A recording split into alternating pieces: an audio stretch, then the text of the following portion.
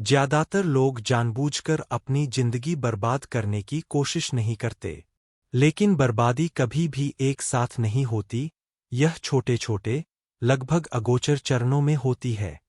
और जब शादी की बात आती है, तो कुछ महिलाओं के बारे में एक क्रूर सच्चाई होती है, जिसे ज्यादातर पुरुष अनदेखा कर देते हैं। ऐसा नहीं है कि वे अनैतिक या कमजोर हैं, यह है कि वे इंसान हैं, हर किसी की तरह प्रलोभन के आगे झुक सकती है। पतन विश्वासघात से शुरू नहीं होता। यह किसी साधारण चीज से शुरू होता है, एक नज़र, एक संदेश, एक पल का एहसास। मनोवैज्ञानिक इसे सीमाओं का क्षरण कहते हैं। यह कोई छलांग नहीं है, यह एक धीमी बहाव है। उसका कभी भी भटकने का इरादा नहीं था। लेकिन समय के साथ रेखाएं धुंधली हो जाती है। तो कुछ विवाहित महिलाएं ज्यादा संवेदनशील क्यों लगती है? और सबसे महत्वपूर्ण बात, वे इसे अपने लिए कैसे सही ठहराती है? यही वह है जिसे हम यहां उजागर करने आए हैं। मूल रूप से, शादी का मतलब एक साझेदारी है, स्थिर, स्थायी, सहायक। लेकिन हर महिला समय के साथ भावनात्मक सुरक्षा महसूस नहीं करती। वास्तव में, कई महिलाएं इसलिए भटकती नहीं है, क्योंकि वे वासना का पीछा कर रही होती है। वे किसी गहरी चीज की तलाश कर रहे हैं, मान्यता, उत्साह, वे जो पहले थे, वही वापस पाना।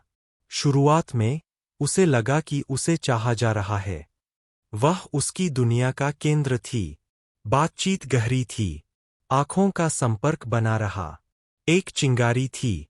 लेकिन अंततः, जीवन एक दिनचर्या में बदल जाता है। भावनात्मक जुड़ाव खत्म हो जाता है।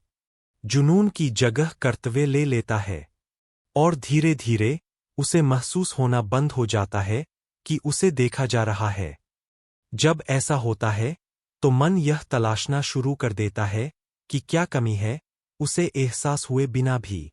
किसी अजनबी की तारीफ, कोई दोस्त जो वास्तव में सुनता है, एक ऐसा पल जब वह फिर से आकर्षक महसूस करती है।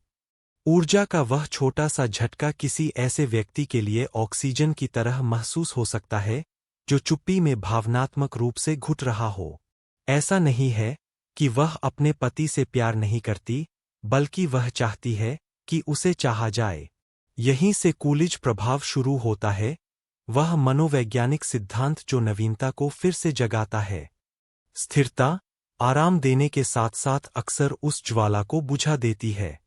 इसलिए किसी नई चीज का सबसे छोटा सा एहसास, एक नई बातचीत, एक नई मुस्कान, भी उत्साहजनक लग सकता है। एक और परत भी है, जो और भी गहरी है। कई विवाहित महिलाएं सामाजिक पहचान के नुकसान का अनुभव करती है। वे किसी की पत्नी, किसी की मां, किसी की देखभाल करने वाली बन जाती है। उनकी व्यक्तिगत पहचान फीकी पड़ जाती है। वे अपनी पहचान खो देती है, और वह बनना शुरू कर देती है, जिसकी हर किसी को उनसे उम्मीद होती है। जब ऐसा होता है, तो कोई भी पल जो उसे अपने पुराने स्वतंत्र, आकर्षक, जीवंत होने का एहसास कराता है, वह मादक होता है। और कभी-कभी, वह पल किसी दूसरे आदमी के रूप में सामने आता है। लेकिन यहीं पर यह खतरनाक हो जाता है। एक बार जब वह कुछ महसूस करना शुरू करती है, तो दिमाग उसे सही ठहराने लगता है। क्योंकि कोई भी अपराध बोध नहीं रखना चाहता। इसलिए वह तर्क देती है, हम बस बात कर रहे हैं। यह हानिरहित है।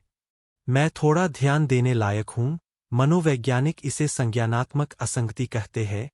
वह तनाव जो तब पैदा होता है, जब आपके कार्य आपके मूल्यों के अनुरूप नहीं होते। असुविधा को दूर करने के लिए, मस्तिष्क कहानी को फिर से लिखता है। वह खुद से कहती है कि यह निर्दोष है, कि उसका पति समझ जाएगा अगर वह वास्तव में जानता कि वह कैसा महसूस कर रही है, कि यह धोखा नहीं है, जब तक कि यह शारीरिक न हो जाए। लेकिन वास्तविकता यह है कि भावनात्मक बेवफाई अक्सर पहले आती है, और यह भी उतना ही हानिकारक है। वह अपने विचार, अपने सपने, अपने डर साझा करना शुरू कर देती है, अपने पति के साथ नहीं, बल्कि किसी और के साथ।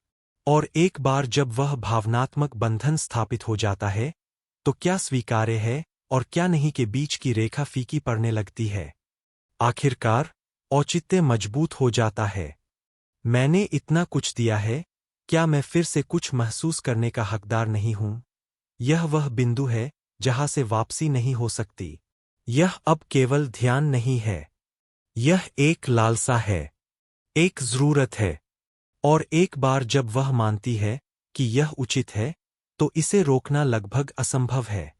सबसे खतरनाक क्षण वह होता है जब वह उस सीमा तक पहुंच जाती है जिसे मनोविज्ञान सीमा कहता है, जब वह चीज जो उसने कसम खाई थी कि वह कभी नहीं करेगी, वह कुछ ऐसा बन जाती है जो वह पहले से ही कर चुकी होती है।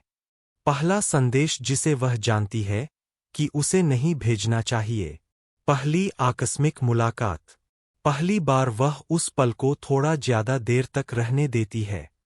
उसके बाद अगला कदम आसान होता है, फिर और भी आसान, क्योंकि हम जो दोहराते हैं हम वही बन जाते हैं। पहले तो झूठ बोलना अप्राकृतिक लगता है। वह अपना फोन छिपाती है, वह बहाने बनाती है, उसका दिल तेजी से धड़कता है। लेकिन समय के साथ अपराधबोध भी एक आदत बन जाती है। वह अलग अलग हिस्सों में बांटना सीख जाती है। उसे बुरा लगना बंद हो जाता है। वह अपनी कहानियों पर भी यकीन करने लगती है।